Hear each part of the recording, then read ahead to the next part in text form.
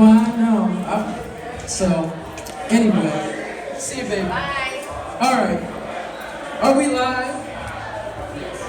Hello. Welcome to Beats and Politics Live Edition at Hotel RL. And my name is Sarahia, Benn, the People's Champ, because I'm for the people.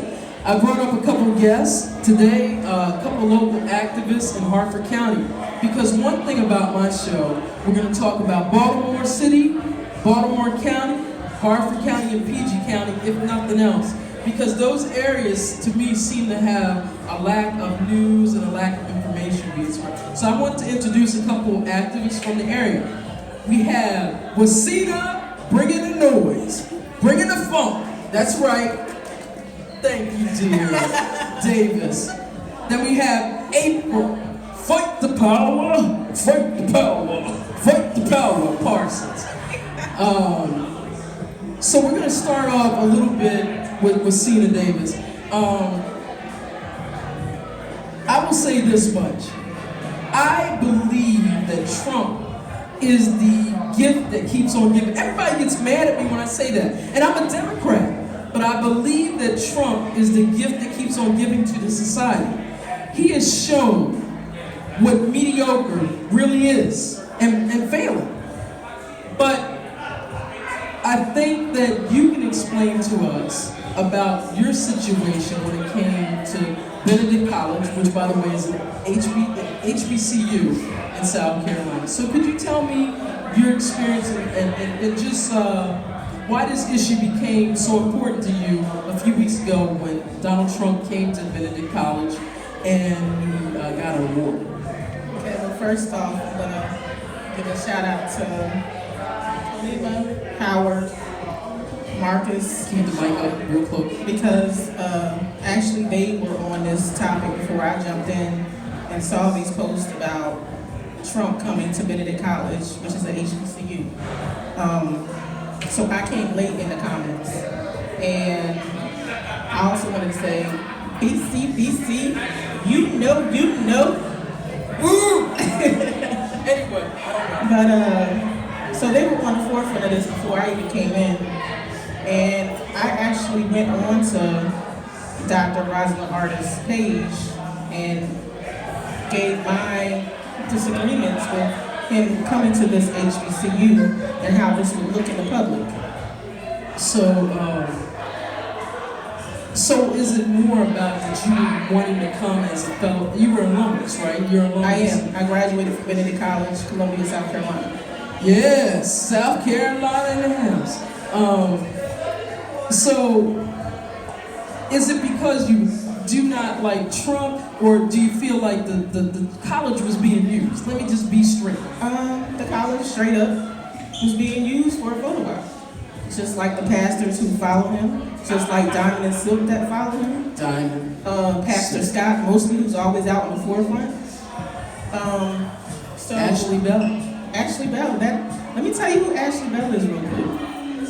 Ashley Bell ran for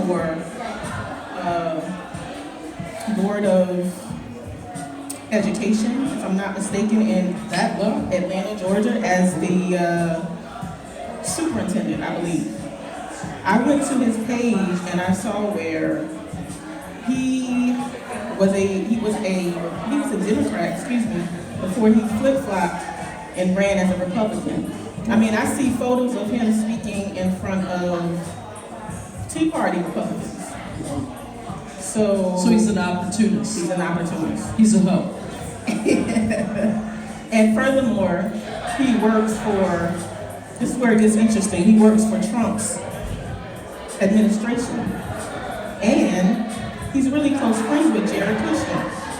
Okay. So how is that connection to Benedict College? Because where I'm trying to get, and this is what I want my viewers to get, how are all these connections turning out? Because I know you're pissed. I know you're pissed about it. I'm very pissed. So how are all these things connected? Well, Ashley Bell, you have to understand, is on the 2020 bipartisan committee that is made up of, I think it said 20 Democrats and 20 Republicans from across the country who were black, mainly people of color. He's the one that helped put this 2020 bipartisan committee together. He's the one that helped get Trump to Benedict College. He's the one that helped get Trump get that award that usually goes to civil rights activists. So could I ask you a question? Was Mark Meadows there? I mean, not Mark Meadows, excuse me. Faux pas. Mark Sanford, I think that's who's running. He was running for president as a Republican, but he was not there. What about the other guy from Illinois? No, John? Trump was the only one there as a Republican. And I want to say this. I don't have anything against Republicans. Nothing. I can have a conversation with a Republican, an independent, a Green Party person. The list goes on. A libertarian.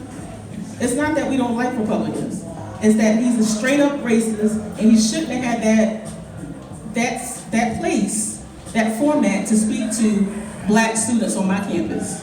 And I'm pissed. As you could probably see in my body language, I'm still pissed. Yeah, Lord, you are. I feel your energy, but you know another reason why I feel that he shouldn't have had that platform, and I'm going to be real honest. The Republican Party is suppressing the Republican vote, and they've decided that there are about 10 states that they're not going to have primaries in, and South Carolina happens to be one. So Republicans in South Carolina should be incensed that they're allowing him to have a platform unopposed. That is not democratic, but I guess when you have this fanatic populism, all the rules go out the door. But I thought the good old boys down in South Carolina believed in some moral ideas, but apparently that's not so. So I feel, it's almost like when Trump did with the HBCUs when he met with all of them in his office and took a photo out. He basically is like on a minstrel show, and it's like he went on the road with it in South Carolina. Yeah, I said it was. Just let me put this out there. Not all my South Carolina people are falling for this, and a lot of them do not agree with that moment in history on 10/25/19. BC alumni do not support that date. 10/25/19 is when the day Trump came to Benedict College campus. Wow. Whew. So now, where do we go from here? Because this is always my issue with the activist community. Yeah, I got issues. That's why people got issues with me. My issue is that you get angry, you get upset, you scream, you cry. But where do you go next? So is there a plan that anyone in South Carolina, any of the alumnus, even you, have, and you don't have to tell the full plan because you know what? It is not your business to give away your goods. But is there a plan that you guys are going to move forward on? I want to answer that question. Can I just say something real quick before I answer that question? Sure, go ahead. You can do what you want. So I'm speaking to my Benedict College alumni tonight. I did some research, and it's astounding that Dr. Artis came from Mountain View, if I'm saying it correctly, Mountain View University. I'm not sure if I'm saying the college correctly. West Virginia? In West Virginia. She was the provost there. She was there when the school lost its accreditation. She is in a lawsuit. I'm not sure if the lawsuit is still withstanding, where she fired one of her staff, a psychology professor, because she didn't want that staff person talking to the students about them losing the accreditation for the nursing program. So she has a history of intimidation, and also her right-hand woman, Dr. Sion Quiet Smith. I'm gonna tell you how she links into this after the research that I've done. She was a former employee spokesperson for the Ray Nagin mayor. Wait a second, you didn't say corrupt Ray Nagin? Yes. Ray Nagin? Yes. You know the big thing with Katrina? She was working on his staff when that happened. One of the biggest, how can I say it, national disasters to happen in this country. Also, when she left that seat, she went up to Detroit. And guess who she started working with? Oh no, hold up, wait a minute. You ain't gonna say it. I'm gonna say it. You ain't gonna say it. Let me say it. She started working with Kwame Kilpatrick. Say what? his mayor's office and became his spokesperson. Up until almost when he got arrested for racketeering and those charges. So my thing is, there's a what's the word I'm looking for? What's the word I'm looking for, Sarahia? I'm sorry, I wasn't listening, but I will say that I'm still caught up on Kwame Kilpatrick. There's a pattern. That's what I wanted to say. There's a pattern. There's a pattern type of whatever it is that's going on amongst black people who got power. And I'm gonna say one more last thing, and then I'm gonna talk about the last question she asked me. On the 2020 bipartisan committee, I saw a photo of Marilyn Mosby, State's Attorney Marilyn Mosby, Baltimore, and Delegate Nick Mosby in a picture. So evidently, they're on that committee as well. What? That is some pop culture for your butt. I have not gotten an answer from them. That was coming. Jeez. So to answer your question about my activists, what I'm gonna want to answer, you just blow my mind. Hallelujah, you're the blow. No, you can answer. I'm sorry. But what my plan is, because I know right now people are watching my Facebook page and they're saying I'm doing a lot of talking and yelling, and I need to do something else. But it's in the works. I just don't post it on my page for y'all to know, because I don't want y'all stealing my ideas. So I'm working on that, some media, and I'm gonna keep going with this until I feel like I'm done and I no longer want to talk about it. Well, that's why Beats in Politics Live Edition exists, because we're going to get this to those who wouldn't normally be able to see this type of media. So I appreciate you coming out, explaining, but I will say this much: when you do your posts on Facebook, let people know why you vent.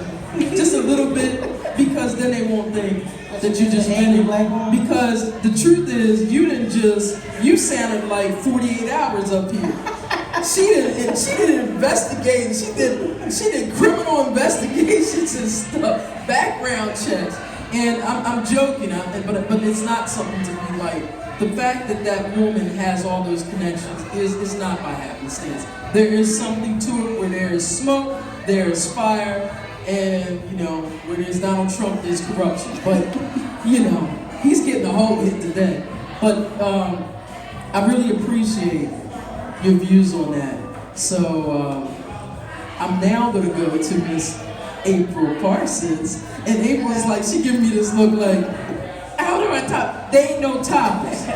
You need to understand, you were asked on my show to come to speak about your experience and how you are an activist, because people need to know in our area and around our state that there are people who really care about our area and in our communities, excuse me.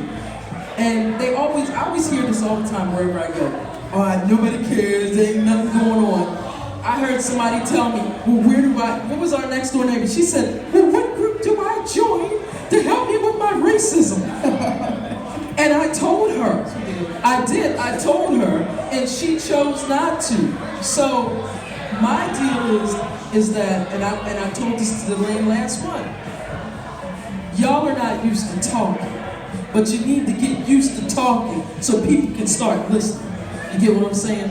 So April, we're going to do, your first part of your segment is going to be about your book club, because I really think that's an interesting book club. Then I'm going to bring Via and Brandon so we can talk about interracial dating, and then we're going to close it out in less than 10 minutes.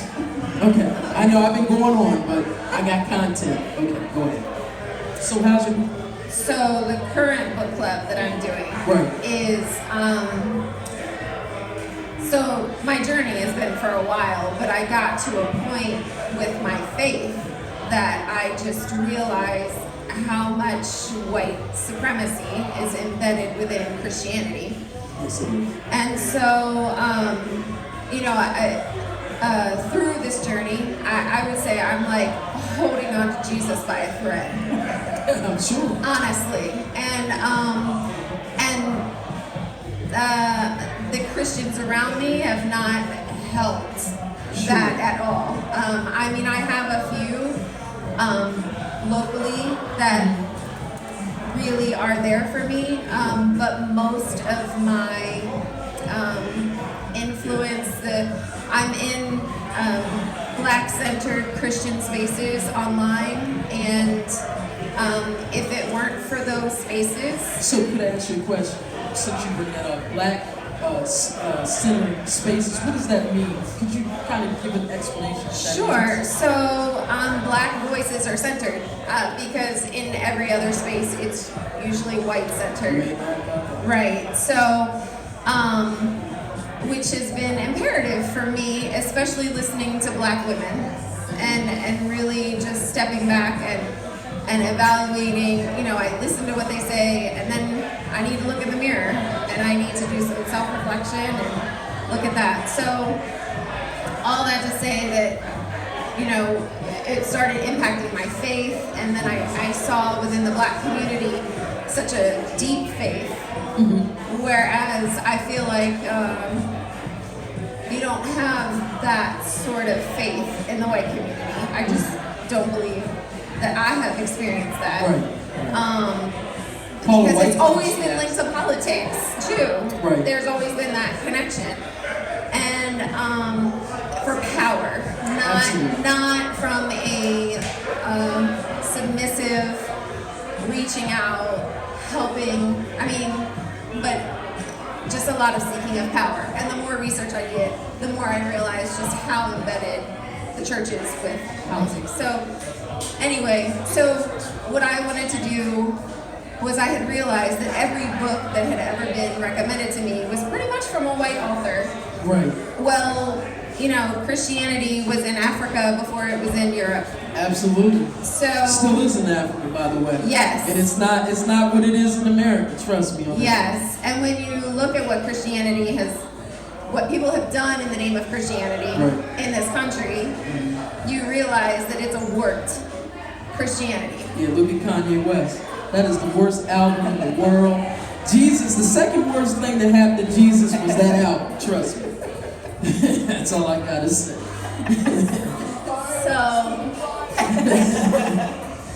So my book club, I wanted to find theological books written by non-white voices. Okay. And so I sat down and put together a list, one for every month. And so, how long have you been doing the book club? So I think we're on like the third or fourth book. That's good. And I started the book with, I started the club with a book called Prophetic Lament by Dr. Simatran Ra. And it was, I'm so glad that that's where I started, because we in this country, in Christianity, really, the white Christianity, really struggle with lament. Right. And because of what I'm reading, it's hard. Sure. You know, so it has helped me to sit with things a little bit more. So yeah, that's my book club. Nothing wrong with that. Actually, I'm feeling it. I'm thinking we need to take that live. I would love to be a part of that discussion. Trust me. Trust me. What's another? Wait a sec. I'm sorry. I didn't lost my. Okay. So, what other things have you done to disseminate racism? Because I'll be honest with you, when I first got to know who you were, April, it was in a group called TWW, and it always seemed that you were fighting the power, and all the other white ladies were trying to just be a part of it. And that's been my criticism of that group for a long time, and I'm sure they think I'm just angry. But the reality is, if I see someone raging against who I am by being who I'm born, and they don't see that they're raging because they do it nice and quietly and being passive aggressive, somehow I'm the bad person. So that has always been my problem. Now I've worked with them. Honestly, I've become a better person by working with some of the different members of the group. But one of the things I always remember with you was that you would try to disseminate racism within other white people. And they actually seemed to almost, if they could have spit a loogie at you, they would have.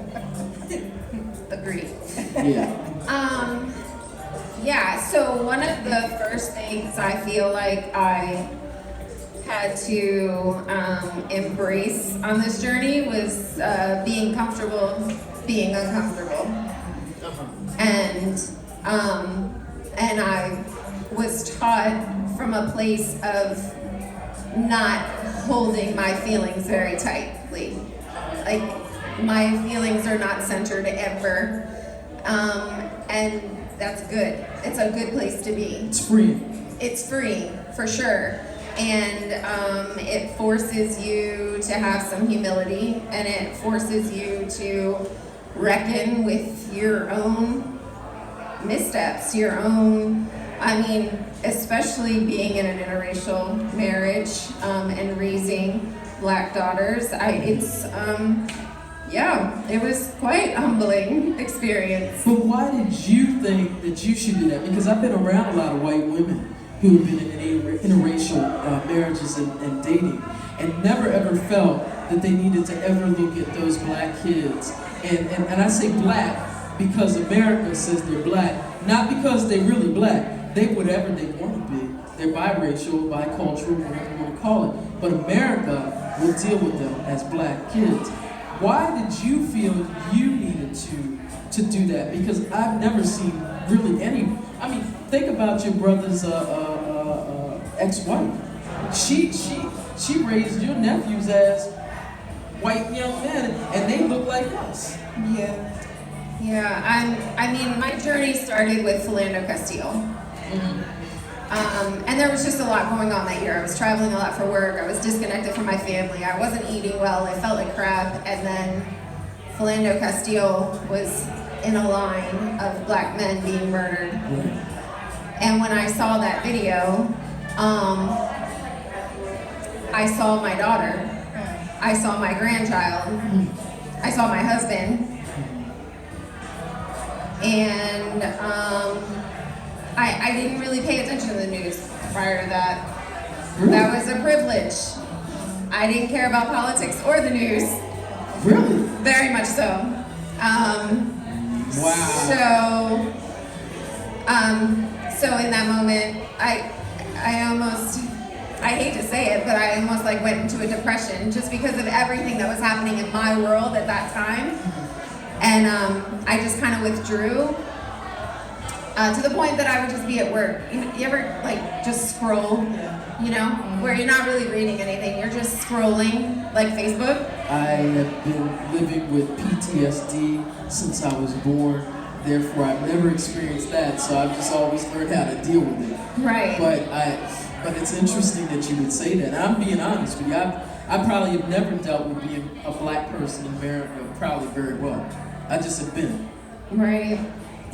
And so one day I was just scrolling Facebook, and you know how on the right-hand side, they had those advertisements? Sure. And there was this advertisement for a group called Be the Bridge.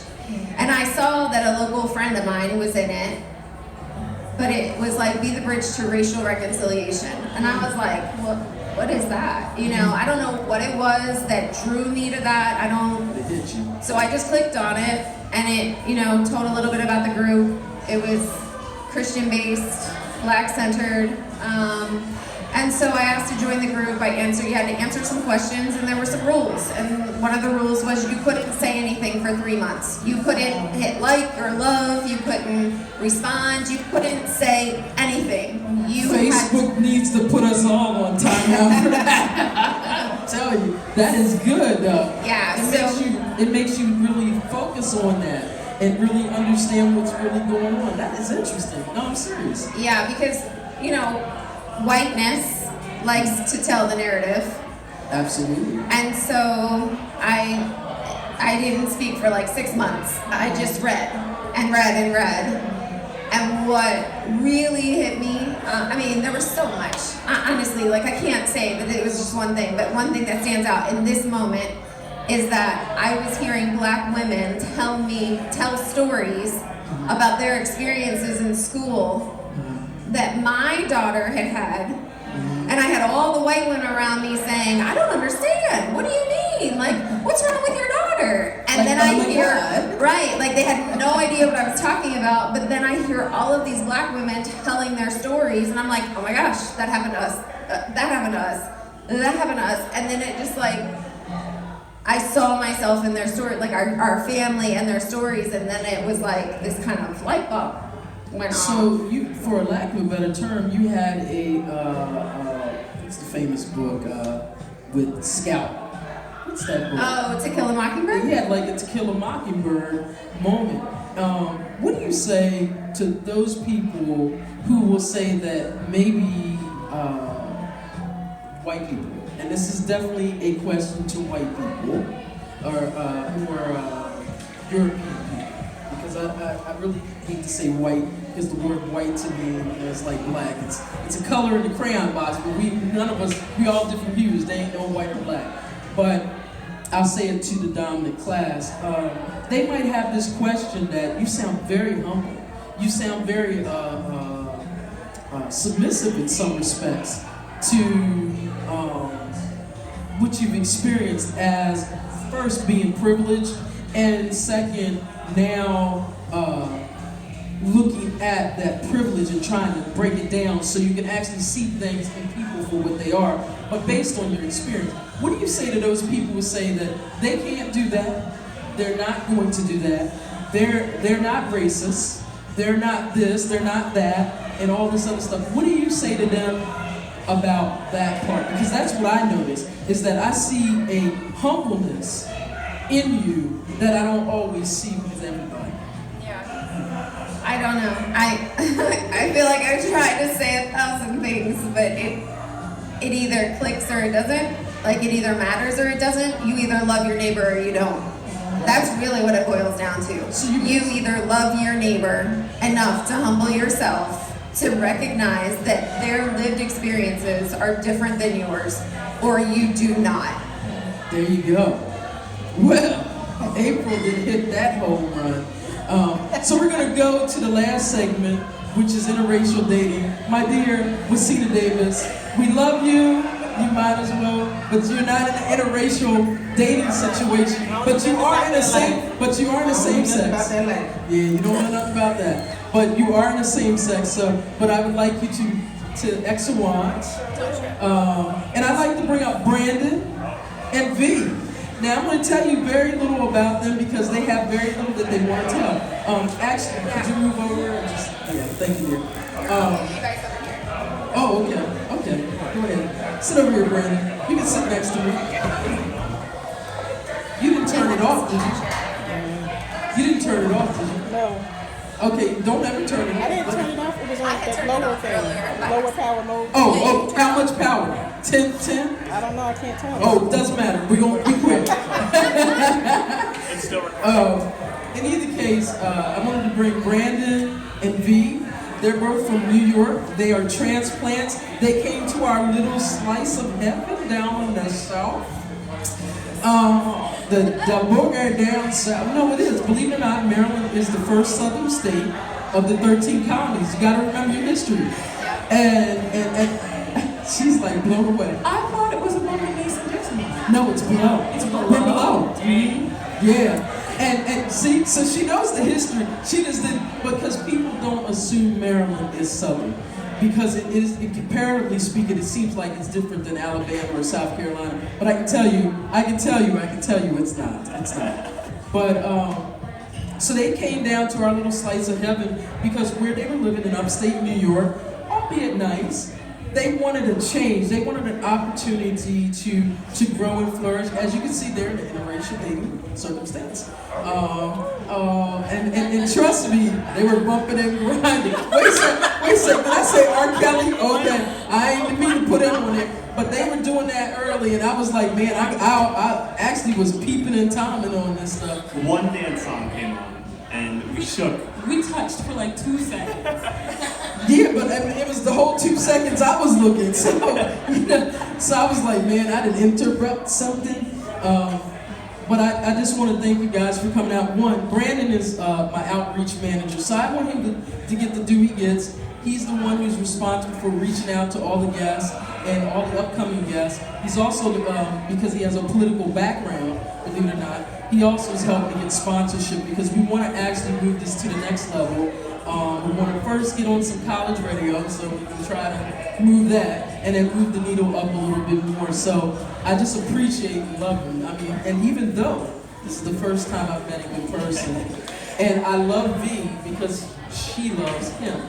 And so the reason why I wanted you guys to speak about interracial dating and marriage, I think that in today's world, especially in the area that I live in, so I always kind of start things off where I live in Harford County.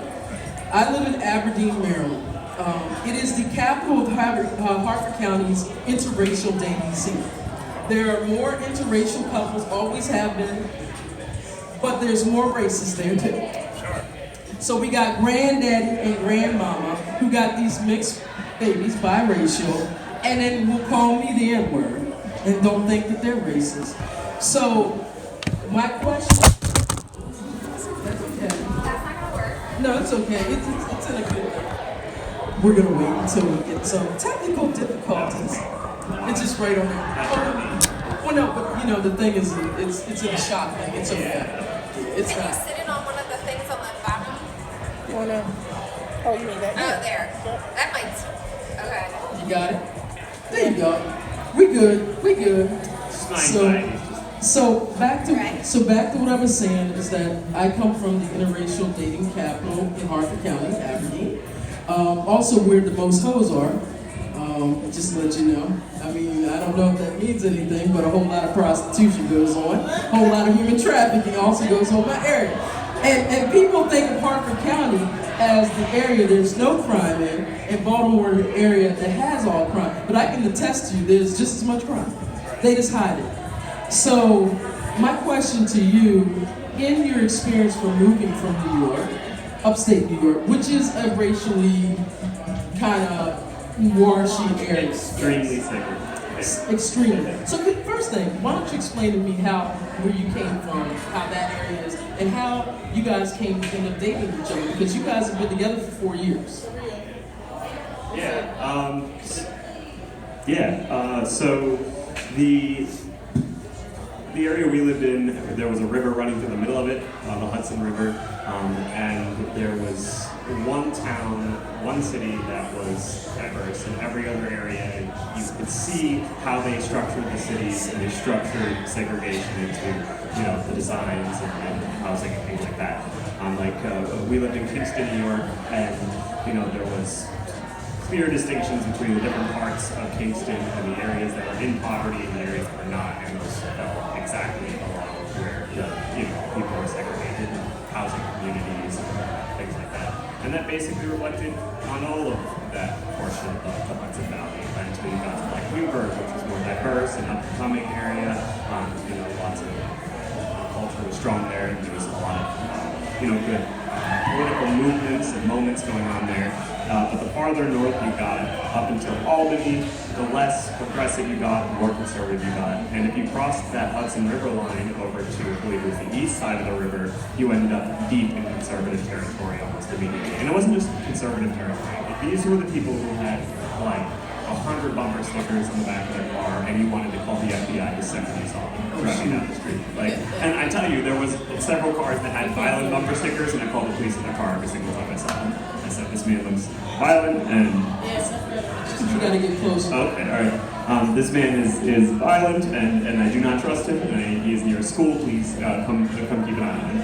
And that was actually one of my strategies up there, because I felt in the area that I worked in, there was so little allies and so little resources that I just weaponized the cops against other white supremacists. Wow. So V, what made you in this area that obviously is, people don't even act like it happens anymore. They act like 2019, it's all gone, right? What made you seek out, or did you seek out, or did he seek out you, and that you accepted him? So there was no seeking out. We didn't seek each other out. It's little bit of backstory. So I grew up like most, little black girls, assuming black people dated black people, and that's all there was to it. Absolutely, I'm Yeah. from that era. If a white man was interested in you, it was a passing curiosity, right? Absolutely. But I grew up. I went to college, and I went to a college that was predominantly white men. Like maybe 4% of the student body was black. And I like nerdy stuff. I like anime. I like video games. I like this and that. So eventually, I just started dating white men. It wasn't on purpose. I wasn't seeking them out. We just clicked. We liked the same stuff. There ain't nothing wrong with that. I mean, actually, I think that's how it's supposed to be. Yeah, people are people. Right. That is truly how I feel. So we have a mutual shared love of dancing that has brought us together. We are music people. We like to go out and dance. As you saw, the little Yeah, I did. 2-second bump and grind. I saw that bump and grind, and I was like, That was nothing compared to when we go out. So you know. Man, I can't go with y'all. I have to be on the stage, but I can't go with y'all. Joking. April, could you give us a little bit of background on how you got in your relationship? Because I think people, for some reason, think there's some hidden reason and how you end up in a relationship. I don't think it is personally. I don't. I believe people are people, but I believe that people almost need to hear it. Yeah, I mean, we were really good friends for a while. There's a long backstory, but basically we started out as friends, and we were friends for a really long time, and and then it became not just friends.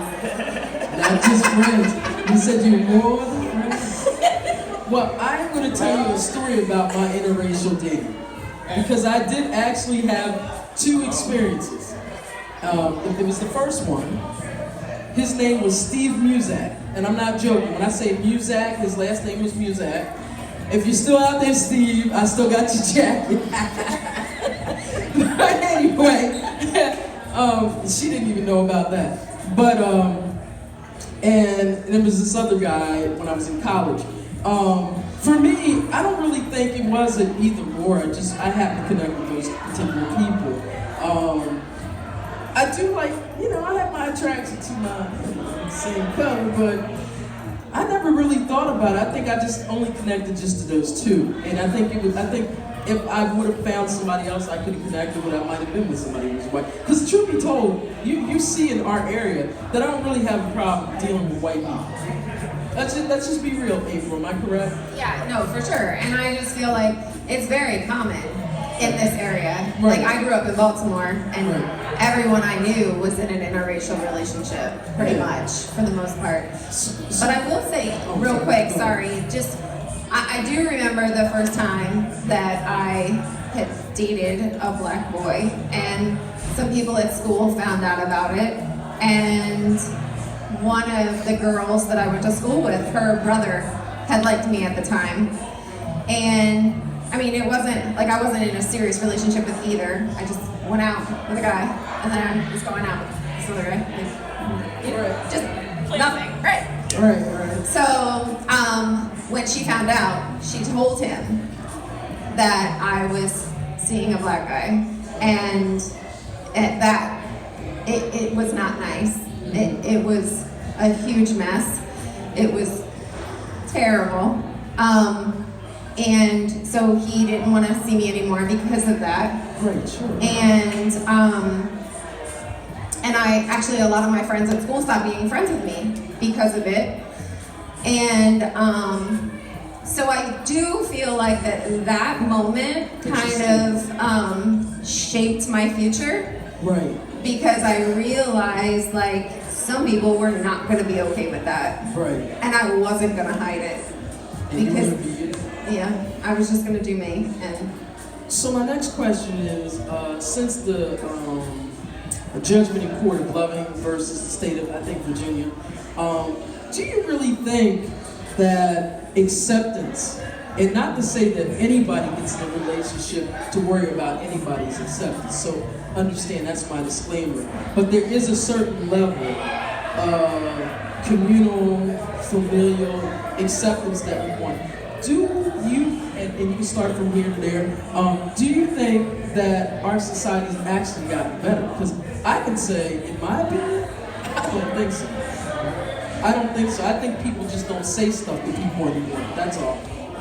Well, I have like 4 families. I come from a divorced household, so I got to experience that process over and over and over again. And I can tell you, my grandfather, he was a police officer in the 80s in New York City, and my dad told me nothing, with non-stop stories about how racist he was when we started dating. And I was and I only ever remember my grandfather as the warmest, nicest human being, I can doubt that being a cop in 1980s, inner city in New York, that he wasn't, he wasn't capable of that. But I was genuinely worried. And then when you met him, he was like legitimately the nicest, enthusiastic, warm, all the things I remember. Whereas other family members, like sometimes they would overcompensate, and it was really obvious that they have reservations or their prejudice is there, even though all I see are smiles and laughter and stuff like that. And it kind of makes you realize who's worth investing in, because I'm sorry, I don't have time for all my family anymore. I just don't. So it's like when you get that reaction, it's like, okay, I'm just not gonna talk to you anymore. This is the end of our relationship now. But hey, kind of making that decision, because I've worked on my family in regards to, since they ran with the racist lie that Obama was a Muslim my entire childhood. I've been working on them, and then to feel like I made progress and then turn around and see that, in some of them it was it's rough, but also realizing that I did have some genuine allies that I didn't realize in my family as well was nice. And so you would say that it is a little bit better than Loving, because in Loving's time, I don't think they had any allies. Right. I would suspect. Except for their lawyer. Yeah. Really cared about which was that. real important. There was one point I missed in your original question. I guess before it was. Well, I said that. Do you think that we really have come far enough when it comes to interracial dating, or do people just not say anything anymore? I think that we were getting to a point where we can say we've come a long way, but I think that the racist tendencies in white Americans is in this really raw and primitive state. That means that those ugly responses are the most Still visible there. ones. You know what I mean? Yeah. So they're in their death throes. The ugly racist in their head is just fighting for its life right now. That's how I look at it. Jeez, that is an image. I want to make a movie of that. So I'm going to start by saying that I truly believe that every white person needs to actively put in effort to not be racist. Against microaggressions, against those subconscious thoughts, I believe they need to actively fight that in order to resist. So back to your question. So I have been the first black girlfriend for a number of guys, and this is actually the most acceptance I've gotten from a family. So you were the virgin for all these people? Jesus. Yes? You said Jesus. No. But this is the first time I've gotten at least mom's acceptance. So whose mom loves me? Usually moms are just like, oh no. What is going on? Sure. But this is the first time that a mother has accepted me. And the first time, can I tell a story about your dad? The first time I met your dad? Yeah, you can. Okay. Yeah. He seems a little, he got a twitch. I don't know if he wants you to. It's okay if you don't want me to tell it. It's fine. Okay. Just keep the mic up though. So the first time I met his dad, we were hanging out, all three of us, getting to know each other, drinking some wine, relaxing. Having a good time. The conversation's going smoothly, And then Brandon gets up to go to the bathroom. And of course, in the 2 minutes he's gone, that's when it's father attack time. So he's like, so is this your first time dating a white man? No. Do I specifically date white men? No, I don't. I like your son. He's a good person. I don't know if you know that, but your son's a great person, so I like dating him. But, so that happens a lot. The first, The first white guy I took home, my parents were like, oh, this is a phase. Like, Sure. they were just like, okay, you're at an engineering school, okay, it's a phase. And then I'm just like, people are people. And eventually they got used to it, they accepted it, you know? And it's definitely better than it was back then. Like, when we go out, people aren't throwing stuff at us. Yeah, that's true. You know, but as you said, there's things that people aren't saying. You see it in the ways, not so much here, but in New York, the way wait staff would treat us. I can raise the volume.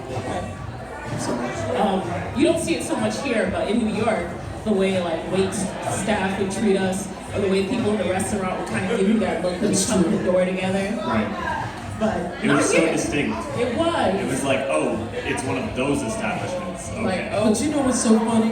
You're saying that the state is so extreme and racist, and Baltimore City, New York City is less racist, but Central Park 5 is all I got to Right, say. right. So the thing is that you're right, there are levels, and if we go south, it'll go more or less or whatever would have you. So, but if you can markedly recognize that, that's telling you that there's things going on in our society that shouldn't be. Because who you date, who you love, it shouldn't be my problem. Right. And I want to say that in the past few months, I hadn't talked to my dad in like almost a year. He kept you tokenizing this black friend of his and saying, I'm not racist because I have a black friend, over and over again, tokenizing this person. And then I told my dad, like, tell this person that you support Donald Trump and see what he says. Tell him and have a conversation with him. And the other day when my dad decided to extend this bridge back, he was like, well, I talked to my friend and he called me out on it and said, I thought that you had another set of values. And I think that that's really the idea that might make a difference, is that, we all thought we had different values, I don't understand what values I was raised with, because these are not who you are as a voter and as, an American citizen. But the funny thing about Donald Trump, and this is why I say he's the gift that keeps on giving, is that he does make people shut their mouth. It really isn't political. It's really about saying that this immoral urchin, disgusting piece of excrement of a man. No, I'm being honest with you, because I'm from New York, so I do understand this. And honestly, I don't vex my spirit with what he does or what he doesn't do, but I know what he is. But the thing about it, what he's done was expose that underbelly that for so long in America, people lied about. Oh, this ain't happening. Oh, this ain't happening. And it really is. And everybody's still trying to convince me this is the last gasp, but I'm just not convinced. But because I believe that with racism, it requires, just like any other thing, you have to be educated out of something. You have to be able to know how to. I think the vast majority of white Americans are so ignorant and dumb. And when I say dumb, I don't mean dumb as intellect, but when it comes to racism or white supremacy, they're dumb. And so to ask them in a news spot, are you racist, aren't you racist, is the stupidest piece of crap I've ever seen in my life, So I think if people were more educated, that you being together wouldn't even be an issue, But it becomes an issue because, in my opinion, it goes back to them slave times where the white men want to have whatever they want. The white women wanted to have, because the white women they don't often talk about that in our history. Many a black man was lynched because a white woman was raping a black man. Right. You heard what I said. Raping. Yes. Not that he wanted it. He was being raped because he had no other choice. And until we resolve ourselves to these really complexly entwined issues, we're going to continue to relive this. But I'm sorry, I didn't mean to take it away. So what's your answer to the loving question? I'm sorry. I just, I don't know. I feel like it just gets expressed in different ways, and I feel like the more I learn, the more I realize like it's just the same. I just didn't see it. I didn't see the narratives, and I didn't. And you're right about white people. Like, we don't question anything. Like, we hear a narrative and we're like, oh, okay, that sounds right. That makes sense. And we don't question it, and we don't allow others to question us. Right. And so in listening to and being in these spaces, these black-centered spaces where these narratives come up, and then the questioning happens and the pushback happens, and you're like, I am so stupid.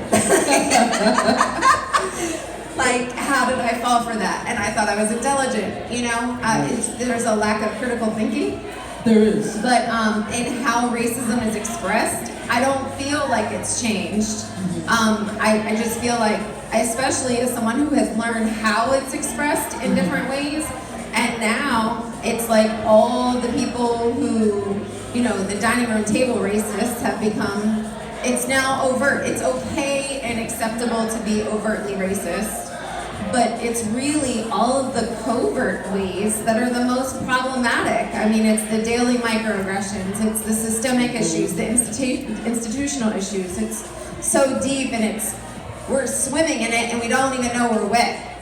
Right.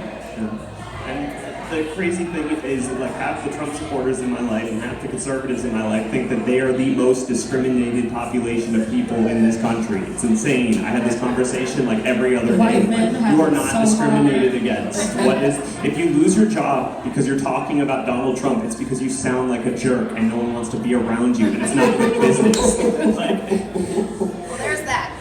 Well, I'm gonna try to wrap this up, because we could talk, and I want to do this again, because April and I are actually organizing a race summit, and it's coming in 2020. Yeah, you're gonna be involved.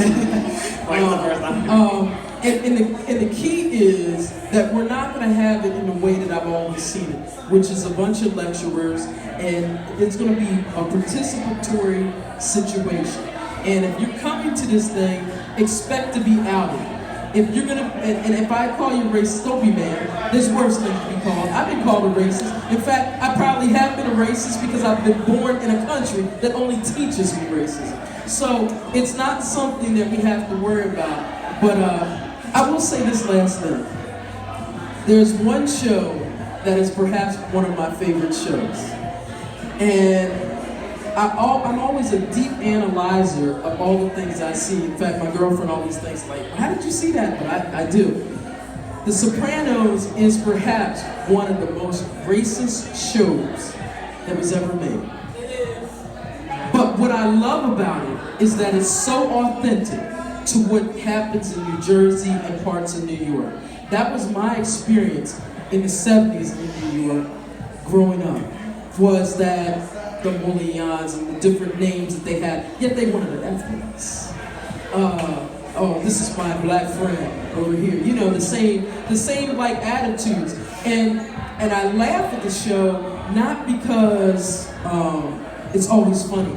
I laugh because I think to myself, there's not much this society has come from. It's still The Sopranos. And that show was 20 years ago. And so I'm the one that's a little bit of pessimistic. So I see optimism when I see people like you, Brandon. When I see like you, V. When I see you, April. You know, I get optimism because I'll be honest with you. I see more of the Soprano-like type people, because if Tony was living today, he would 100% be a Trump supporter. And understand, Trump supporter doesn't mean Republican. They are Trump supporters because you've seen it on TV every week for 20-some years. And I think that's a big portion of that fanaticism, because I don't think the reality lines up with what the statements are and all this stuff. It's an American brand that they've identified for years, and they've placed their values. They've Absolutely. invested their chips, and you know they're going to wait until they're out of them. Absolutely. Well, guess what? I've went way over time because I just had a great time talking to everyone who was a guest on this show. I want to thank Rich Elliott. I want to thank Malcolm Helflin. I want to thank Wesyna Davis. I want to thank the lovely Miss April Parsons. I want to thank Brandon. I forgot your last name. Missig. I'm sorry, I didn't forgot his last name. And V. I'm an enigma, just me. She is the woman with one letter, but she tells more as she just talks to you. So next month, we're going to be back here for Beats and Politics, the second Tuesday of every month. We're going to work out the kinks, so January 2020, we're gonna be all full cylinders, okay? So thank you for coming. See ya. All right. Thanks for having me.